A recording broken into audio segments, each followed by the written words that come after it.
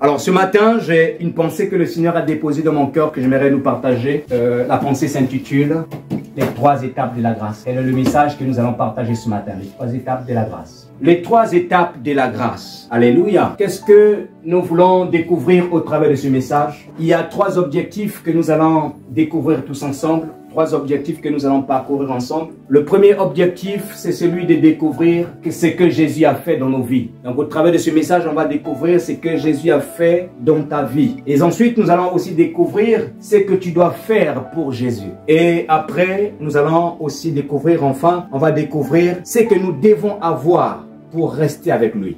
Alléluia. Donc, c'est que Jésus a fait pour nous, c'est que nous devons faire pour lui et c'est que nous devons avoir pour rester avec lui. Lorsqu'on parle des 3 étapes de la grâce, les 3 étapes de la grâce, en fait, ce sont les 3 étapes qui qualifient chaque personne sur cette terre en tant que membre de manière officielle de la famille de Dieu. Ce sont les 3 étapes qui te qualifient en tant qu'enfant de Dieu, en tant que disciple de Dieu, de manière officielle.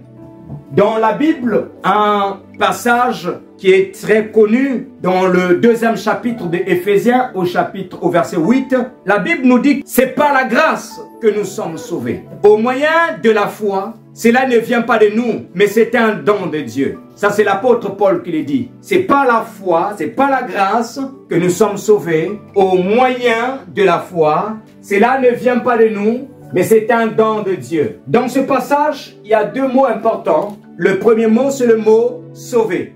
Sauver qui vient simplement du mot « salut », en grec « sozo », qui veut dire délivrance. Mais ensuite, il y a aussi le mot « grâce ». Et dans le mot « grâce », c'est un package. Dans le mot « grâce », la grâce est un package. Et dans le package de la grâce, il y a 3 cadeaux divins que Dieu nous donne. 3 cadeaux divins que Dieu a mis à disposition à ses enfants pour appartenir de manière officielle dans sa famille. Alléluia. Donc il y a 3 cadeaux divins dans la grâce que Dieu a donné à ses enfants pour appartenir de manière officielle dans sa famille. Et nous allons découvrir tous ensemble quels sont ces 3 cadeaux et qui feront l'objet des 3 étapes de la grâce, pour les 3 étapes que nous devons affranchir pour devenir véritablement ou officiellement un enfant de Dieu. Et pour cela, je vais nous inviter à prendre nos Bibles dans le livre de 1 Jean, sur Alexandra, si tu peux nous préparer 1 Jean, chapitre 5, à partir du verset 7 à 8. Et moi, je lirai Jean 3, versets 1 à 5. Je lis la parole du Seigneur. Dans le livre de Jean, au chapitre 3, je vais noter les versets bibliques pour ceux qui vont prendre note. Jean 3, versets 1 à 5. 1 Jean, chapitre 5, versets 5 à 7. 1 Jean, chapitre 5. Donc, c'est ça, nos versets de base. 1 Jean, chapitre 5. Tu as la ligne, ma soeur? Oui. Tu peux juste te mettre debout, s'il te plaît. 1 Jean, chapitre 5, verset 5 à 8. Qui est celui qui a triomphé du monde, sinon celui qui croit que Jésus est le Fils de Dieu. C'est lui, Jésus-Christ, qui est venu avec de l'eau et du sang, non avec l'eau seulement, mais avec l'eau et avec le sang. Et c'est l'Esprit qui rend témoignage, parce que l'Esprit est la vérité. Car il y en a 3 qui rendent témoignage. L'Esprit, l'eau et le sang. Et les 3 sont d'accord. Amen. Amen. Je vais relire le même passage dans une autre version, la version Ostelwald. Et ensuite, je vais lire notre deuxième passage. Là, comme ça. Dans la version Ostelwald, il est écrit « Car il y a 3 choses, 3 qui rendent témoignage dans le ciel. Le Père, la parole et le Saint-Esprit. Et ces 3-là sont un. Il y en a aussi 3 qui rendent témoignage sous la terre. L'Esprit, l'eau et le sang. Et ces 3-là se rapportent en une seule chose. Ça, c'est la version Ostelwald. Alors, je lis maintenant Jean 3, versets 1 à 5.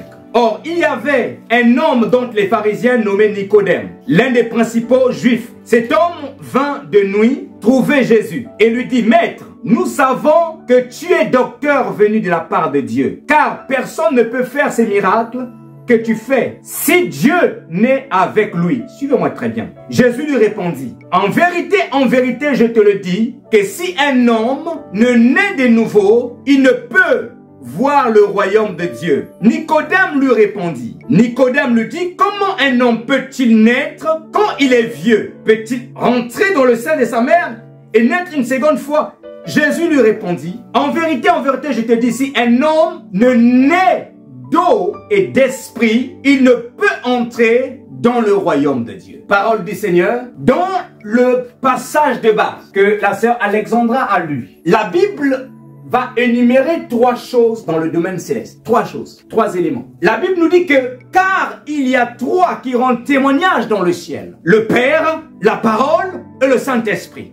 Mais il y a une particularité que la Bible précise par rapport à ces 3 éléments. La Bible dit que, et ces 3-là sont un. On nous parle du Père, on nous parle de la parole et on nous parle du Saint-Esprit. Saint-Esprit. Et la Bible dit, les 3 sont un. Qu'est-ce que cela voudrait dire? Les 3 éléments qui sont dans le domaine céleste, en fait, ici, nous révèlent la personne de Dieu qui s'est manifestée encore sous 3 dimensions ou sous 3 fonctions. Autrement dit, vous l'avez déjà certainement entendu parler, il y a certaines branches du christianisme qui parlent de Dieu le Père, Dieu le Fils et Dieu le Saint-Esprit. Il n'y a pas de Dieu le Père, il n'y a pas de Dieu le Fils, il n'y a pas de Dieu le Saint-Esprit. Il n'y a qu'un seul Dieu qui s'est manifesté en 3 fonctions.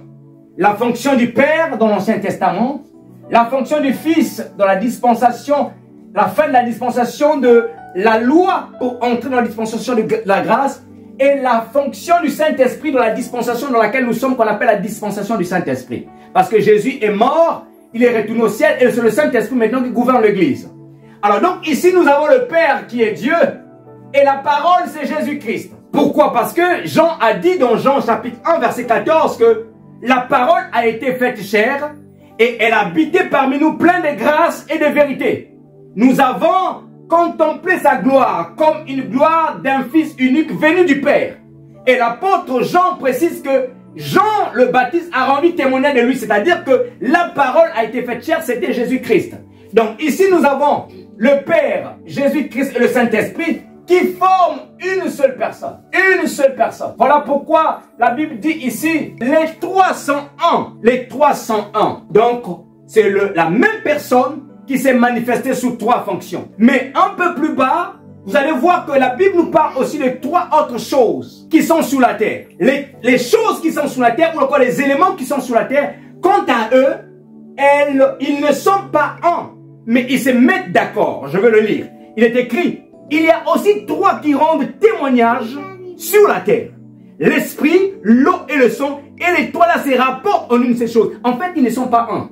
L'esprit, l'eau et la parole ne sont pas un. Ce sont 3 éléments qui s'accordent pour faire quoi? Pour témoigner, pour rendre témoignage de la personne de Dieu. En d'autres termes, c'est quoi? Qu'est-ce que j'essaie de vous dire? Si nous voulons appartenir de manière officielle dans la famille de Dieu, si nous voulons être un disciple, un témoin de Dieu sur la terre, nous devons avoir ces 3 choses en nous. Nous devons avoir affranchi ces 3 choses. Sans ces 3 choses, nous ne pouvons pas nous dire, ou on ne peut pas se qualifier en disant que je suis un enfant de Dieu. Non, l'appartenance officielle à la famille de Dieu demande à ce que nous puissions affranchir ces trois choses. Et voilà pourquoi, lorsque Nicodème, qui était un docteur de la loi, Nicodème, vous savez, en Israël, être docteur de la loi, il fallait beaucoup d'années d'études pour être docteur de la loi. Nicodème était un docteur de la loi. Qu'est-ce qui se passe? Nicodème va voir Jésus dans Jean chapitre 3, verset 1 à 5. Il va voir Jésus de nuit. Il va poser la question à Jésus. Non, il ne pose même pas la question. Il va d'abord pour témoigner. Il va témoigner d'abord les miracles que Jésus était en train de faire. Vous comprenez? Donc, Nicodème va voir Jésus. Il dit, Rabbi, nous reconnaissons que tu es un docteur venant de Dieu. Car nul ne peut faire les miracles que tu fais si Dieu n'est pas avec lui. Mais remarquez, vous allez remarquer que Jésus répond à Nicodème ceci. En vérité, je te le dis, si un homme ne naît d'eau, il dit, si un homme ne naît d'eau et esprit, encore le 2 mots revient, ne naît d'eau et d'esprit, il ne peut voir le royaume de Dieu. On peut se poser la question. Je viens voir la sœur Alexandra chez elle. J'ai dit à la sœur Alexandra, j'aime bien le travail que tu fais. Sachant que moi aussi, par exemple, je suis dans le même domaine. J'aime bien ton expertise dans le travail que tu fais. Mais la sœur Alexandra me dit ceci. Si tu ne fréquentes pas telle école, tu ne peux pas faire ce que je peux faire. Je fais. Est-ce que vous comprenez? Si j'apprécie un travail que la sœur Alexandra fait, et moi aussi je fais ce travail-là, mais je constate que la sœur Alexandra l'a fait de manière particulière. Il y a une particularité. Il y a quelque chose de plus. Mais la sœur Alexandra me répond, me dit, si tu ne fréquentes pas telle école, tu ne peux pas faire, ou encore tu ne peux pas vivre ce que je fais. Lorsque Jésus donne la réponse à Nicodème, on a l'impression que Jésus, en fait, il avait esquivé la question ou encore le sujet que Nicodème évoquait. Nicodème est arrivé, il a dit à Jésus, nous reconnaissons que tu es un docteur venant de Dieu, car nul ne peut faire ce que tu fais. Ça veut dire que Nicodème était impressionné par des miracles spectaculaires, des miracles, en fait, particuliers qu'a apporté Jésus. Il était impressionné, et étant donné que lui-même, il était docteur. Et c'est pourquoi Jésus dit à Nicodème ceci, que nul, en vérité, je te dis, si un homme ne naît d'eau et d'esprit, il ne peut voir le royaume de Dieu. Le mot voir dans ces textes, en fait, c'est le mot manifester. Parce que au travers du sujet qu'avait évoqué Nicodème, Jésus avait ressenti un besoin dans la vie de Nicodème. Jésus avait ressenti que Nicodème voulait vivre les mêmes miracles. Nicodème voulait aussi expérimenter les mêmes miracles. Mais Jésus révèle à Nicodème ceci, que les miracles que tu me vois faire, c'est ce qu'on appelle la manifestation du royaume de Dieu. Mais non, tu ne peux pas manifester le royaume de Dieu si tu ne nais d'eau et d'esprit. Et je tiens à rappeler que à l'époque où Jésus faisait des miracles en Israël, il y avait déjà des miracles qui existaient. Parce que dans Matthieu chapitre 12, verset 27, est-ce que tu peux nous les lire, sœur Alexandra? Matthieu chapitre 12, verset 27. Il y avait déjà des miracles qui se faisaient en Israël. Des miracles s'opéraient déjà. Mais comment se fait-il que Nicodème, il est étonné des miracles qu'opère Jésus? Comment se fait-il? À cause de la particularité. Parce que les miracles de Jésus, il chassait les démons, il purifiait les lépreux, il multipliait les pains, il guérissait, il ressuscitait les morts. Donc il y avait une particularité que Jésus avait emmenée dans la société israélite qui n'existait pas avant. Et donc ce qui fait que Nicodème est étonné. Mais les miracles existaient déjà. Vas-y ma soeur. Matthieu chapitre 12, verset 27. Et si moi je chasse les démons de Belzébuth, vos fils, par qui les chassent-ils? Arrête-toi là ma soeur. Si moi je chasse les démons par Belzéboul, mais vos fils le chassent, par qui le chassent-ils? Ça veut dire que les fils d'Israël chassaient les démons. On est bien d'accord? Ça veut dire qu'ils chassaient les démons. Mais comment se fait-il que Nicodème vient voir? Il dit que personne ne peut faire ce que toi tu fais si Dieu n'est pas avec lui. Ça veut dire que Jésus ne s'arrêtait pas seulement à chasser les démons. Il est allé au-delà de chasser les démons. Prends le verset 28. Mais si par l'Esprit de Dieu que je chasse les démons, le royaume de Dieu est donc venu vers vous. Alléluia. Si par l'Esprit de Dieu, je chasse les démons, ça veut dire que le royaume de Dieu est venu vers vous. Jésus est en train de répondre à ces pharisiens en leur disant, si je chasse les démons, si j'opère avec l'Esprit de Dieu, ça veut dire que le royaume de Dieu. Autrement dit, le royaume de Dieu a une manifestation particulière que le monde ne peut pas faire. Je vais le dire autrement. Il y a des miracles qui peuvent se passer. Tu vas voir un féticheur, tu vas voir un marabout. Il va te faire des miracles. Il peut te faire des trucs. Mais il y a des choses ou des domaines qu'il ne peut pas faire. Il sera limité. Et que Dieu seul peut faire. Et c'est ça le royaume de Dieu. Il y a des choses qui se passaient en Israël. Il y a des choses qui se faisaient en Israël. Mais Jésus vient avec une touche particulière que les Israélites n'avaient jamais vue. Et c'est ce que Jésus dit. Si je chasse les démons par l'Esprit de Dieu, c'est que le royaume de Dieu est venu vers vous. Parce que le royaume de Dieu, c'est aussi la démonstration de puissance. Et c'est ce qu'on appelle le doigt de Dieu. Le doigt de Dieu, c'est quoi? C'est l'ensemble des miracles, c'est l'ensemble des signes que Dieu apporte dans la vie de quelqu'un que le monde ne peut pas faire. Que le magicien ne peut pas faire. Que les sorciers ne peuvent pas faire. Les vaudouistes ne peuvent pas faire. Le marabout ne peut pas faire. C'est le doigt de Dieu. Et c'est pourquoi, quand Moïse fut envoyé devant Pharaon, quand Pharaon arrive, Moïse arrive devant Pharaon, Moïse a accompli un certain nombre de miracles. Mais la plupart des miracles que Moïse faisait, les magiciens de Pharaon aussi pouvaient le copier. Les magiciens de Pharaon pouvaient le copier. Maintenant, nous allons lire. Lis avec moi Exode chapitre 8. Exode 8, verset 19. Je vais le noter ici. On va regarder une chose. Exode chapitre 8, verset 18 à 19. Vous allez découvrir, bien aimé, la main de Dieu. Si tu as trouvé, vas-y. Exode 8, vas-y. Exode chapitre 8, verset 18. Mais en ce jour-là, je distinguais le pays de Gothen où habite... On est dans quel verset? Chapitre 8, hein? C'est ça?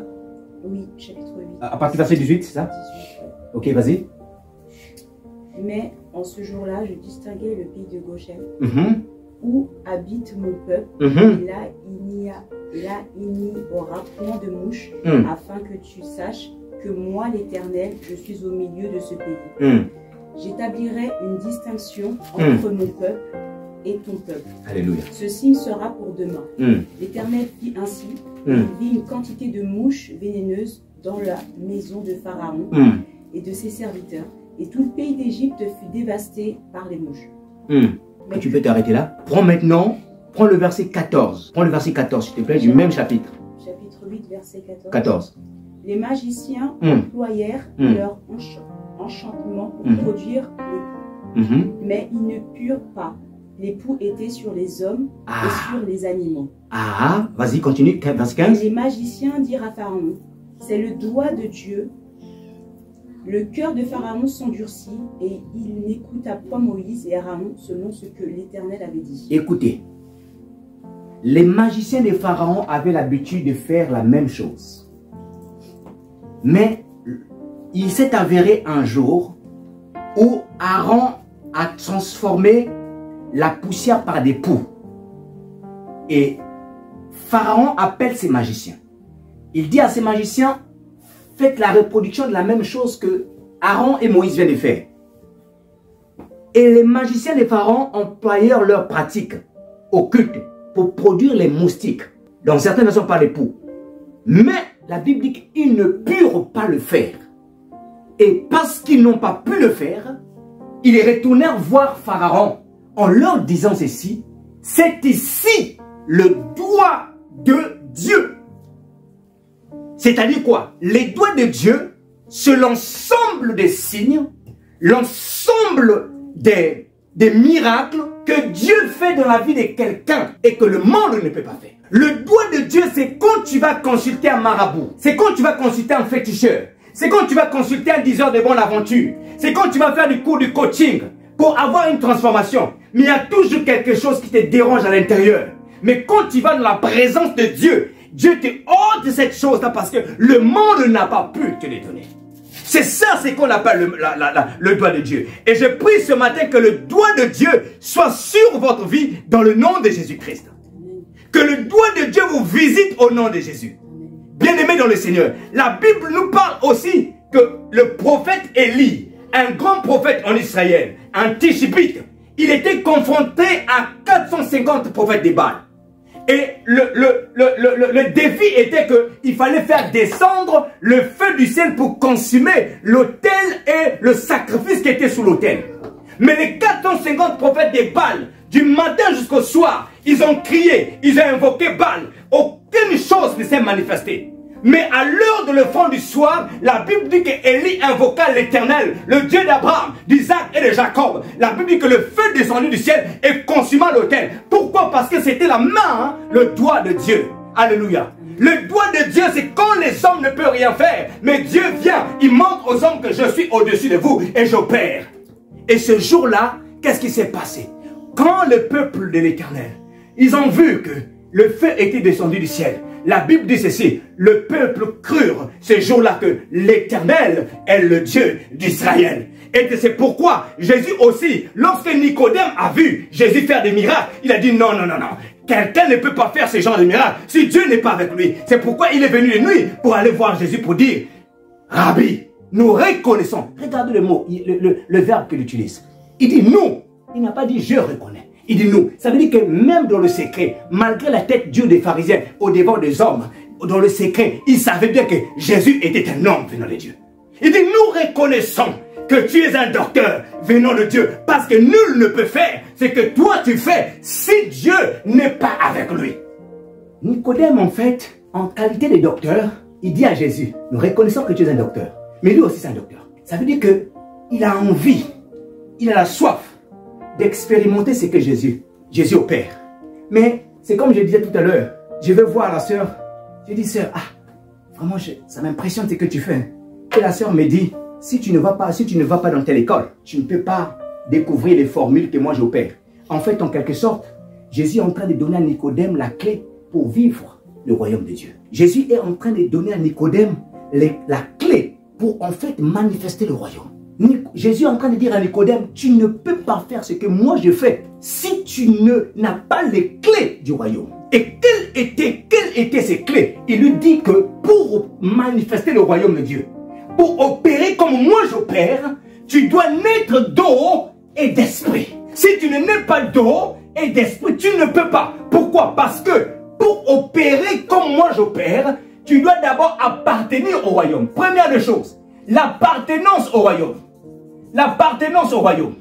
Deuxième des choses, être mandaté par le royaume.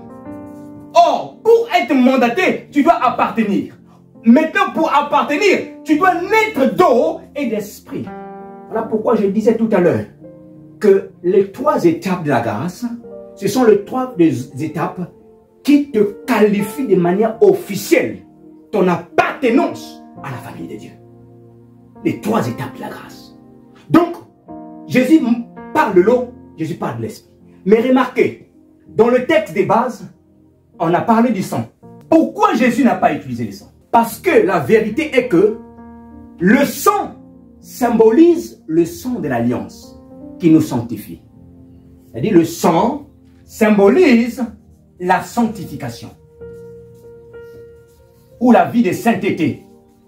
Or, la sanctification n'était pas une notion étrangère aux Juifs. Depuis la loi de Moïse, mais je dirais même que la loi de Moïse est couronnée de plusieurs versets ou de plusieurs lois qui recommandent au peuple juif de pouvoir se sanctifier. La sanctification n'échappe guère aux enfants d'Israël. Jésus n'évoque pas le sang. Mais pourquoi Jésus évoque l'eau? Parce que l'eau et l'esprit, c'est Jésus qui l'apporte dans la dispensation de la grâce. L'eau et l'esprit, Jésus l'apporte dans la dispensation de la grâce. Maintenant, que symbolisent ces 3 choses de manière détaillée? Que symbolisent les 3 choses? Jésus dit à Nicodème, si tu n'es né d'eau ni d'esprit, tu ne peux entrer dans le royaume. Tu ne peux voir le royaume de Dieu. L'eau, le sang et l'esprit symbolisent 2 choses. La première des choses que l'eau, le sang et l'esprit symbolisent, c'est la naissance naturelle. La naissance naturelle. Vous allez vous convenir avec moi. Peut-être que vous n'avez jamais été dans une salle d'accouchement. Mais moi qui ai eu la grâce d'être dans une salle d'accouchement, lorsqu'une femme est sur le point d'accoucher, la première des choses qui sort, c'est l'eau. Ne me posez pas la question d'où vient cette eau. Je n'aurai pas la réponse à vous donner. La deuxième des choses qui sort, c'est le sang. La troisième des choses qui sort, c'est l'esprit. Vous savez, l'esprit, c'est qui? L'enfant. Ah, que Dieu te bénisse, ma soeur. L'esprit, c'est l'enfant. Pourquoi l'enfant, c'est l'esprit, sœur Alexandre? Pourquoi l'enfant, c'est l'esprit? Pourquoi l'enfant, c'est l'esprit? Parce que l'enfant est esprit, parce que nous sommes des esprits qui habitent dans des corps. L'être humain est un esprit qui habite dans le corps. Lorsque la femme est sur le point d'accoucher, il y a d'abord l'eau qui sort. Après, il y a le sang. Après vient le bébé. Donc, l'eau, le sang et l'esprit symbolisent d'abord la naissance naturelle. Et deuxièmement, l'eau, le sang et l'esprit symbolisent aussi la naissance spirituelle. Ce qui nous intéresse, nous, c'est la naissance spirituelle. C'est pourquoi nous parlons de la confirmation de manière officielle dans la famille de Dieu. Tu ne peux pas être de manière officielle dans la famille de Dieu. Voilà pourquoi je voulais que tous ceux qui vont se faire baptiser soient là aujourd'hui pour qu'ils écoutent ce message. Tu ne peux pas être officiellement dans la famille de Dieu si tu ne nais pas spirituellement. Or, pour naître spirituellement, tu as aussi besoin de l'eau, comme la naissance d'un enfant. Tu as besoin aussi du sang, tu as besoin de l'esprit. On a vu que sur le plan naturel, l'eau sort, le sang sort, l'esprit sort. Et sur le plan spirituel, qu'est-ce que cela symbolise? L'eau, le sang et l'esprit. Alors, l'eau symbolise la parole de Dieu qui nous justifie. L'eau, la parole de Dieu qui nous justifie. La parole de Dieu qui nous justifie. Ça, c'est le symbole de l'eau. Autrement dit, l'eau, c'est la justification. Notez ça très bien. Là, ces mots, ce sont des mots que vous, en tant qu'enfant de Dieu, vous devrez savoir et maîtriser. Lorsque vous entendez parler de la justification, vous devez savoir c'est quoi la justification. L'eau symbolise la parole de Dieu qui nous justifie. Donc, l'eau, c'est la justification. Maintenant, le sang symbolise quoi? Je disais tout à l'heure, le sang, c'est le sang de l'alliance. Le sang de l'alliance qui nous sanctifie. C'est autrement dit la sanctification. La sanctification. Et l'esprit, c'est quoi l'esprit? C'est autre que le Saint-Esprit, qui est le baptême du Saint-Esprit. Le baptême dans le Saint-Esprit, ou le baptême du Saint-Esprit. Si tu ne passes pas par ces trois choses-là, tu ne peux pas dire que je suis officiellement dans la famille de Dieu. Beaucoup de personnes sont officieusement enfants de Dieu, mais pas officiellement. Officieusement, pourquoi? Parce qu'ils sont dans le processus encore, ils n'ont pas encore parvenu. Maintenant, d'autres sont déjà parvenus, sont officiellement. Mais pour être officiellement, il te faut les trois étapes de la grâce. Donc, dans le paquet de la grâce, il y a trois cadeaux divins que je disais.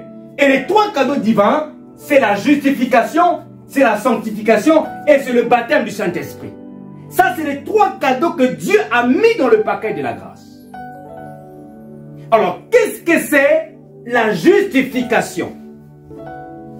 Vous allez entendre beaucoup parler de ce mot dans les milieux juridiques, dans le milieu pénal. La justification veut simplement dire acquittement. Lorsque on vous acquitte d'un mal, lorsqu'on vous acquitte de quelque chose que vous avez commis. Alléluia. C'est ça, c'est qu'on appelle la justification. La justification, en fait, c'est lorsqu'on vous déclare juste, lorsqu'on vous déclare non coupable. Vous savez, vous devez savoir que tout ce qui découle de Adam et Ève, toute l'humanité qui découle de Adam et Ève, ils sont parce que Adam et Ève avaient péché, et donc la nature humaine était corrompue. Que tu sois né dans une bonne famille, très bien éduqué, tu es très poli, tu ne sais pas comment insulter, tu es sociable, la nature qui est en toi s'appelle la nature pécheresse. Et cette nature au devant de Dieu, elle est condamnable. Elle n'est pas justifiable, elle est condamnable. C'est-à-dire que tu vois la condamnation. Et c'est pourquoi Dieu a utilisé la famille d'Israël pour que Jésus vienne. Et par Jésus, les nations soient sauvées. Et par Jésus, nous puissions recevoir la justification. Donc c'est pourquoi la justification, c'est quoi? La justification, c'est quand tu reçois Jésus dans ta vie comme ton Seigneur et Sauveur. En fait, Dieu te regarde maintenant au travers de son Fils Jésus-Christ par l'œuvre qu'il a accomplie à la croix, et il te déclare maintenant juste. Est-ce que tu peux lire, s'il te plaît, ma soeur, 2 Corinthiens, chapitre 5, verset 21. 2 Corinthiens, chapitre 5, verset 21.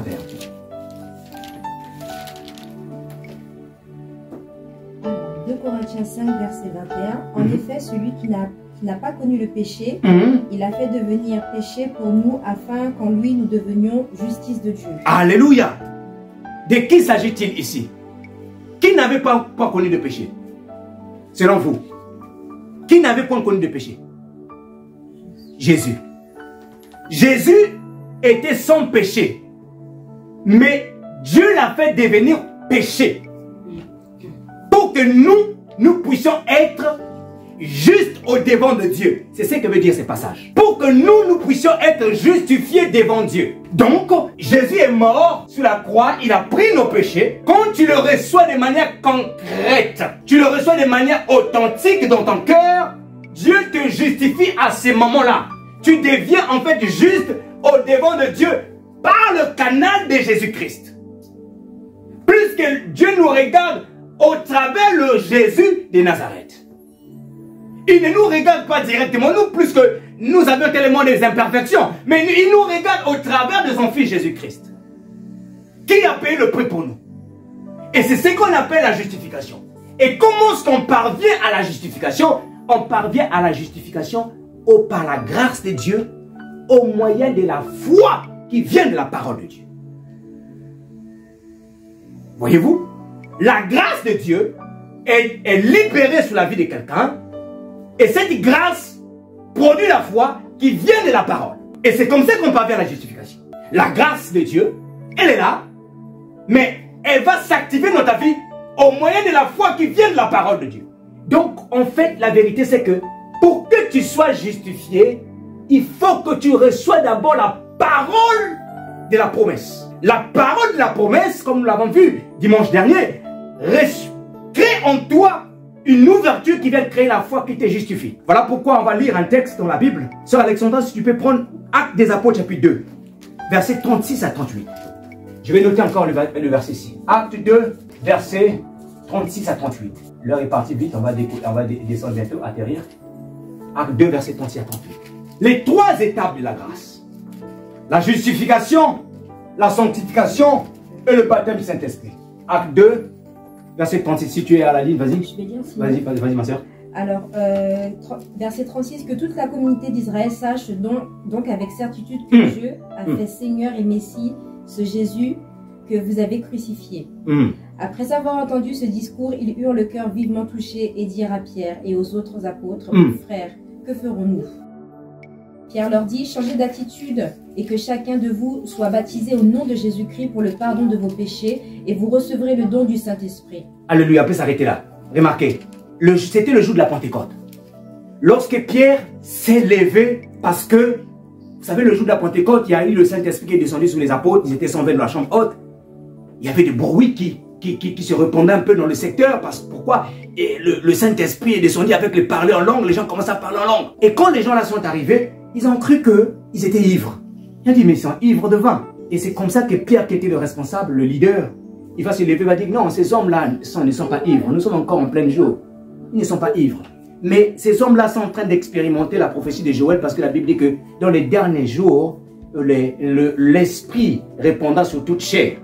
Et quand Pierre était en train de parler, pendant que Pierre est en train de prêcher la parole de Dieu, la Bible dit que ceux qui écoutaient Pierre, ils eurent le cœur vivement touché. C'est-à-dire que la parole de Dieu a touché ces hommes-là. Et qu'est-ce qui s'est passé? Les hommes-là ne sont pas restés inertes. Ils ne sont pas restés immobiles. Non, ils ont dit que non, on doit réagir. Parce qu'il y a quelque chose qui se passe à l'intérieur de nous. Ils ont dit maintenant à Pierre et aux autres apôtres, « Oh mon frère, que devons-nous faire? Nous sommes touchés par la parole de Dieu. » Voilà pourquoi j'ai dit que tu ne peux pas recevoir la parole de Dieu en toi, croire en Jésus-Christ et rester sans être baptisé. Non, c'est impossible. Quand on est touché par la parole, on doit demander « Qu'est-ce que je dois faire ?» Et écoutez la réponse de Pierre. Pierre leur dit « Répentez-vous » c'est-à-dire changer, métanoïa en grec. Change ta manière de vivre. Comment est-ce que tu vivais avant? Comment est-ce que tu menais ta vie? Ne menez plus votre vie comme ça. C'est-à-dire que Paul, l'apôtre Pierre les recommande maintenant. Répentez-vous, métanoïa, changement de mentalité. De mindset doit changer. Il dit, et que chacun de vous soit baptisé au nom de Jésus. Samedi prochain, nous baptiserons au nom de Jésus. Que chacun de vous soit baptisé au nom de Jésus. Pour le pardon des péchés et vous recevrez le don du Saint-Esprit. Les gens sont parvenus à la justification parce que la parole a été libérée. Donc la parole a créé une foi qui les emmène à poser la question, qu'est-ce que nous devons faire? Et donc je disais que l'eau ici symbolise l'eau de la parole de Dieu qui nous justifie. C'est la justification. Mais remarquez, lorsque tu reçois la parole, il y a un deuxième type ou deuxième sorte d'eau qui va réapparaître par la suite, c'est l'eau du baptême.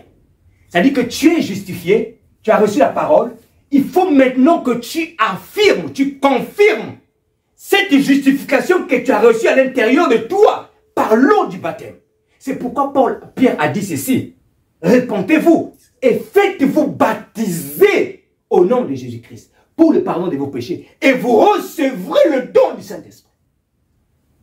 Il leur parle ici. Donc, la justification se confirme par l'eau du baptême.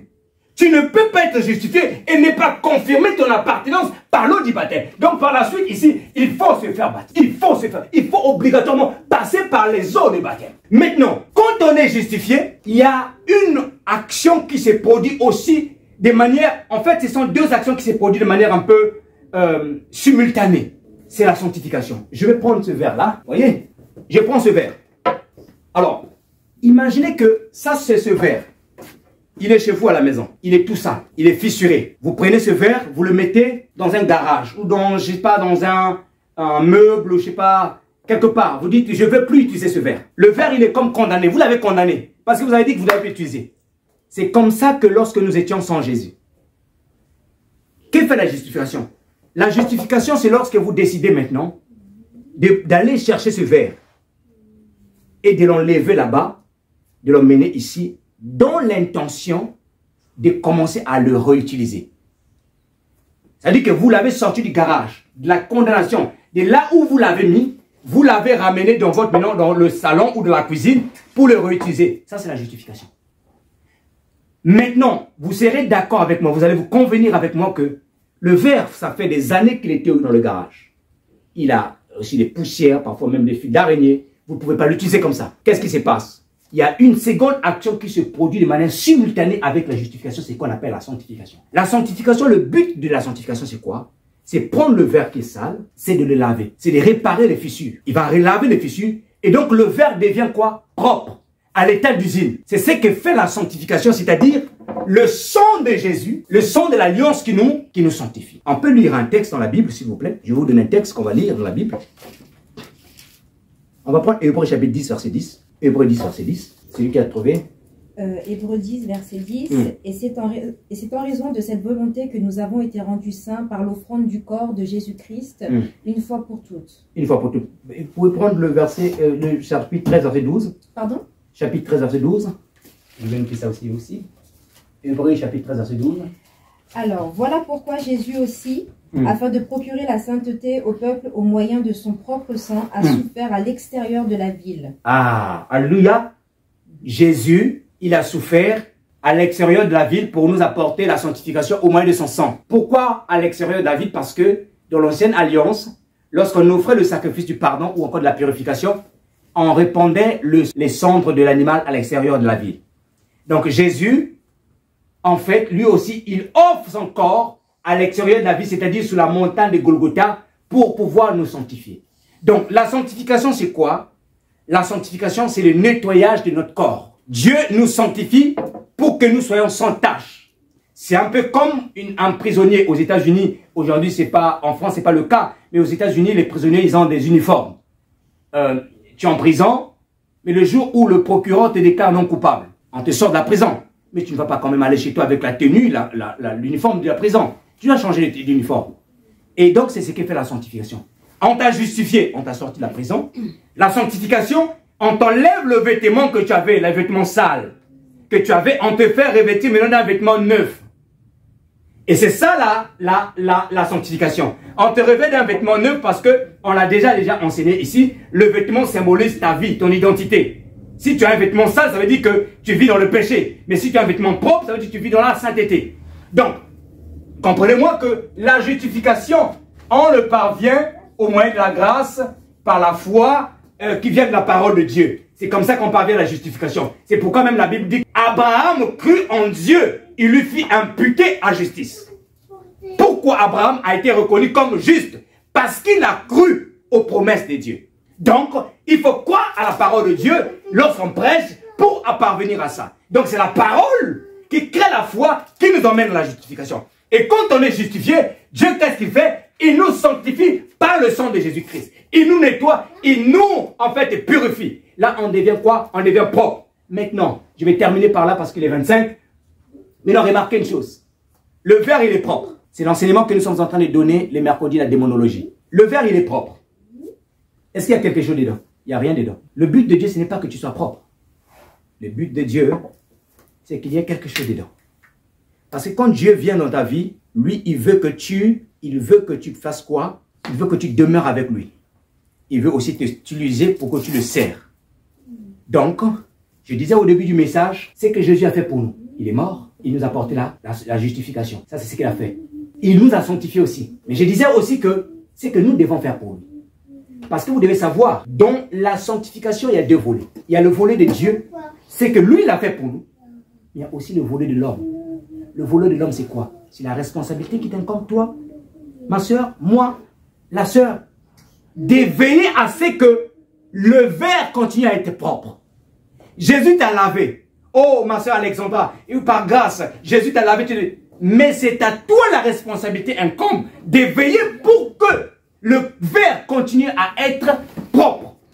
C'est ça la responsabilité que nous avons, nous. C'est-à-dire que la part, c'est que toi tu dois faire, c'est-à-dire que tu dois marcher maintenant dans une vie de sainteté. La sanctification. Parce que pourquoi? Si tu salis ton verre, Dieu ne peut pas t'utiliser. Dieu aime le pécheur, mais il n'aime pas le péché. Dieu te veut avec un habit propre. Il te veut avec un habit pur. Donc, toi, tu dois marcher dans la sanctification. Maintenant, ce qui aide les enfants de Dieu à marcher dans la sanctification, c'est que l'enfant de Dieu doit aller chercher à remplir son verre. Remplir son corps. C'est-à-dire faire appel à une force surnaturelle qui va l'aider à vivre la sanctification. Et quelle est cette force surnaturelle qui va l'aider? En fait, l'eau ici que j'ai mis à l'intérieur ici, qui pouvait être de l'huile, représente quoi? Le Saint-Esprit.